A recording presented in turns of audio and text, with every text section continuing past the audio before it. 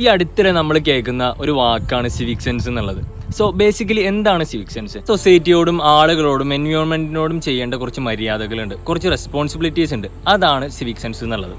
Behave ചെയ്യാനുള്ള social മാനേഴ്സും ഒരു social എത്തിക്സും കൂടെയാണ് സിവിക് സെൻസ് എന്നുള്ളത്. ഇതൊരു നിയമം അനുസരിച്ചോ ഒരു റൂൾ അനുസരിച്ചോ ചെയ്യേണ്ട കാര്യമല്ല, ഇതൊരു പൗരബോധമാണ്.